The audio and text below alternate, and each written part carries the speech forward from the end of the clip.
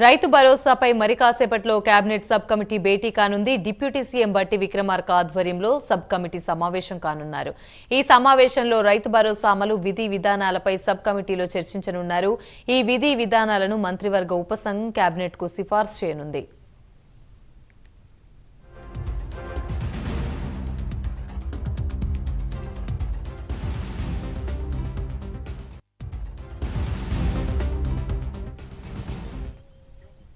ఇదే అంశానికి సంబంధించి మరిన్ని వివరాలు మా ప్రతినిధి చందు అందిస్తారు. చందు, సచివాలయంలో డిప్యూటీ సీఎం బట్టి విక్రమార్క అధ్యక్షతన రైతు భరోసాపై కేబినెట్ సబ్ కమిటీ భేటీ కానుంది. ముఖ్యంగా రైతు భరోసా అమలు విధి విధానాలకు సంబంధించి అంశాలపై చర్చించనున్నారు. తర్వాత ఈ విధి విధానాలను ఖరారు చేసిన తర్వాత కేబినెట్ సిఫార్సు చేస్తారు. ఇప్పటికే రైతు భరోసా అమలు చేయడం లేదని చెప్పి ప్రతిపక్షాలన్నీ కూడా సర్కార్పై విమర్శలు గుప్పిస్తున్నాయి. ముఖ్యంగా రైతు భరోసా తాము అధికారం రాగానే రైతు భరోసాను పెంచుతామని చెప్పి కూడా కాంగ్రెస్ అక్కడ హామీ ఇచ్చింది.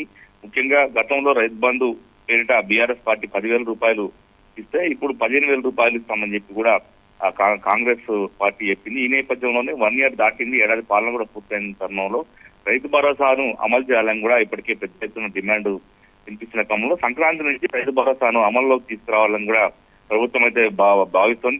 చాలా సీరియస్ గా కూడా వర్కౌట్ కూడా చేస్తా ఉంది. ముఖ్యంగా చూసినట్టయితే గతంలో రైతు బంధు కింద కొండలు గుట్టలకు కూడా రియల్ ఎస్టేట్ భూములకు కూడా రైతు బంధును వేశారు. దీనివల్ల దాదాపు 20,000 కోట్ల నష్టం ఖజానాకు కలిగింది.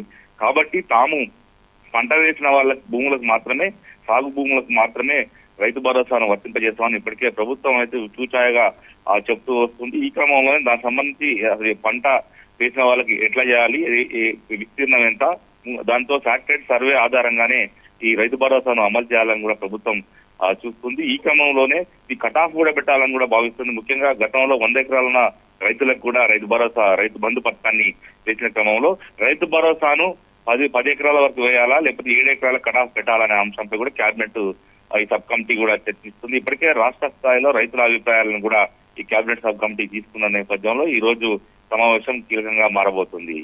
Right, thank you.